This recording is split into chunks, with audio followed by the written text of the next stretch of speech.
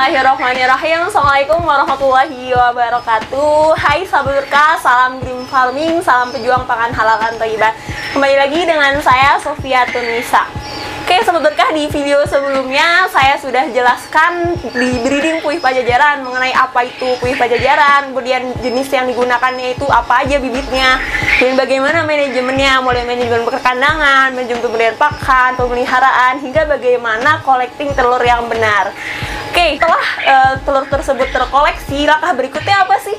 Oke, sahabat berkah, terus ikuti video saya kali ini ya. Berkah, langkah pertama yang harus kita lakukan setelah tadi kita mengoleksi telur yang ada di breeding, yaitu adalah seleksi telur. Nah, seleksi telur yang dilakukan itu ada syarat dan ketentuannya, yang mana pertama telurnya itu harus bersih, tidak retak, dan juga tidak kasar, dan juga bentuknya proporsional. Kemudian beratnya juga harus sesuai dengan standar. Berkah, yang pertama itu adalah telurnya tidak boleh kotor. Berkah bisa lihat ini ada noda bekas kotoran yang tertinggal di kandang. Nah, ini telurnya termasuk no grade, atau ini kita tidak bisa masukkan telur ini ke dalam mesin tetas.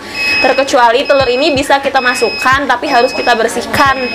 Nah, syarat untuk membersihkannya pun tidak boleh terlalu lembab dan tidak boleh mengalami getaran yang terlalu keras, karena itu akan merusak kerabang dan juga lapisan pori-pori dari telur tersebut. Kemudian yang kedua adalah telurnya tidak boleh retak. Seberapa bisa lihat ini ada retakan di bagian ujungnya, bagian rongga udaranya. Sekecil apapun, baik itu seujung jarum, itu tidak boleh dimasukkan karena ini akan mengontaminasi ruang setter yang ada di mesin tetas gitu. Nah, bahayanya ketika ada telur seperti ini yang dimasukkan ke dalam mesin, ini bisa mengontaminasi satu ruangan. Justru nanti telur yang awalnya kondisinya baik bisa terkontaminasi dan akan mempengaruhi ke fertilitasnya. Dan yang ketiga adalah telurnya permukaannya rata. Cirinya gimana? Kita ngebedainnya gimana? Kita cukup meraba seperti ini, sebelumnya bisa lakukan. Nah, ketika kita pegang permukaan telurnya dan ada tonjolan seperti ini termasuk yang tidak lolos seleksi atau no grade. Kemudian yang keempat adalah ukuran telurnya harus proporsional. Sebelumnya bisa lihat ini adalah ukuran telur yang proporsional dan juga yang tidak proporsional. Jadi harus diseleksi agar keseragaman DOQ-nya nanti sama. Begitupun dengan beratnya. Nah, ini ada berat yang proporsional dan juga berat yang tidak proporsional. Ini tentu akan mempengaruhi ke embrio tersebut. Nah, tadi setelah kita seleksi telurnya, mana yang masuk dan mana yang tidak masuk, nah telur tersebut harus kita simpan di suhu yang stabil, bisa di suhu ruang ataupun suhu di 20 derajat Celcius. Nah, baru setelah itu telur tersebut ketika kita sudah collecting maksimal 3 hari, nah itu baru bisa kita masukkan ke mesin tetas, yaitu di mesin setter, baru nanti ke hatcher. Nah, proses penetasan ini dilakukan selama 18 hari, di mana 14 hari pertama kita berada di setter dan 4 hari berikutnya kita pindahkan ke hatcher, seperti itu. Hal pertama yang harus kita pastikan adalah settingan yang harus kita sesuaikan dengan standar, baik itu di mesin setter maupun mesin hatcher. Sebelumnya bisa sama-sama lihat, ini adalah panel yang mengatur seluruh kerja mesin setter, baik itu mulai dari kerja lemarinya, kerja mesin kelembabannya, juga kerja pemanas dan juga kipasnya. Nah, sebelumnya bisa lihat ini ada angka 38,0 dan juga 65. Ini adalah suhu yang kita setting, yaitu 38 dan juga kelembabannya 65. Nah, sahabat juga bisa lihat ini ada 37,8 dan juga 76. Nah, angka ini menunjukkan angka real suhu yang ada di dalam mesin setter. Nah, ini 76-nya itu adalah kelembaban real yang ada di dalam mesin setter. Oke, sahabat berkah, ketika sahabat berkah akan menyeting suhu ideal dan juga suhu standar yang akan kita gunakan di mesin tetas ini, sahabat berkah bisa lakukan seperti ini. Ini ada set dan juga tekanan panah atas, kita bisa pencet seperti ini. Ini adalah P1. Nah, ini artinya batas atas untuk menampilkan suhu di depan. Nah, kita setting 38. Kemudian itu P2 adalah kita setting di ketika suhunya 38,1 itu kita setting exhaustnya akan menyala di suhu 38,1 derajat Celcius. Kemudian P3 adalah kita setting heater atau pemanas mati ketika suhunya 38,1. Kemudian berikutnya adalah P4 37,8, artinya kita akan menyeting heater atau pemanas tersebut hidup ketika suhunya 37,8 derajat Celcius. Nah, berikutnya adalah P5 yaitu 37,5, artinya kita akan setting ulang heater atau pemanasnya. Kita tambahkan hidup di suhu 37,5 derajat Celcius. Seperti itu. Terus berikutnya adalah yang akan kita setting gerak dari mesin yang ada di setter tersebut. Nah, semoga bisa pencet set dan juga anak panah yang ke bawah. Ini ada F1. Ini menunjukkan mengatur waktu interval pembalikan telur. Nah, ini kita setting di 180 ya, saudara. Kemudian berikutnya adalah F2. Nah, ini artinya mengatur waktu berapa lama proses membalikan telurnya. Kita setting juga di 180 ya.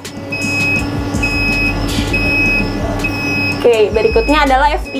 Ini adalah menunjukkan waktu interval kipas atau ventilasi diaktifkan. Kemudian untuk yang F4 adalah untuk mengatur waktu berapa lama kipas ventilasi akan bergerak.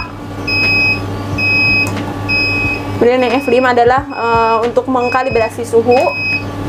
F6 untuk mengkalibrasi nilai kelembaban, dan juga untuk F7 adalah untuk menunjukkan berapa kali telur dibalik ya. Kita sesuaikan nanti. Oke, seperti itu sahabat berkah, settingan yang harus kita perhatikan untuk mengatur standar dari suhu, baik itu suhu, kelembaban maupun cara kerja dan juga dari lemari itu tersebut. Setelah tadi kita setting suhu, kelembaban dan juga rotasi pemutaran mesinnya, mari kita sama-sama lihat ruangan setter penetasan puyuh Pajajaran. Nah, sahabat bisa lihat ini adalah mesin atau rak yang kita gunakan untuk proses selama 14 hari pertama. Ini adalah mesin yang bisa kita isi total kapasitas 30.000 butir, dimana dalam satu laci ini kita bisa isi 6 tray atau sekitar 540 butir. Nah, sahabat bisa lihat ini adalah mesin untuk mengatur kelembaban, dimana kerja mesin ini adalah mengkonversi bentuk air menjadi kabut, dimana didorong dari posisi bawah hingga merata ke rak yang paling atas. Oke, sahabat berkah, ini adalah mesin heater atau mesin pemanas untuk menstabilkan suhu ruang yang ada di dalam mesin setter ini. Dan juga ada kipas untuk mengaduk dan meratakan suhu agar sama di semua titiknya.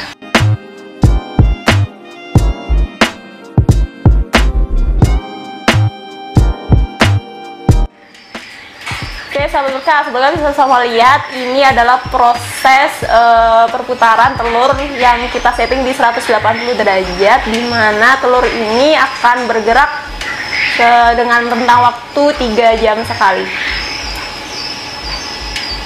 Oke, sahabat berkah, setelah 3 jam berikutnya rak ini akan berubah posisi ke arah yang berlawanan hingga menunjukkan posisi seperti semula.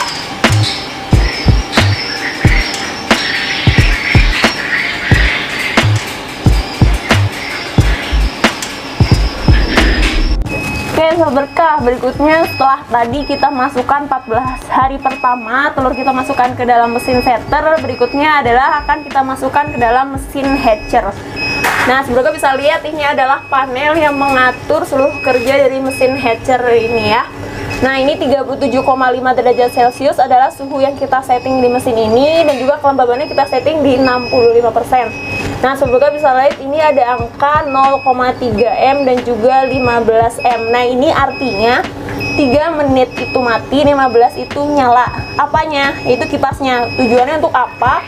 Karena di dalam mesin hatcher ini sangat penting itu kadar oksigen yang ada di dalam ruangan. Karena ketika puyuh tersebut menetas, perlu oksigen yang segar dan juga yang baik. Oleh karena itu, settingan antara kipas mati dan kipas nyalanya itu harus diperhatikan dengan seksama.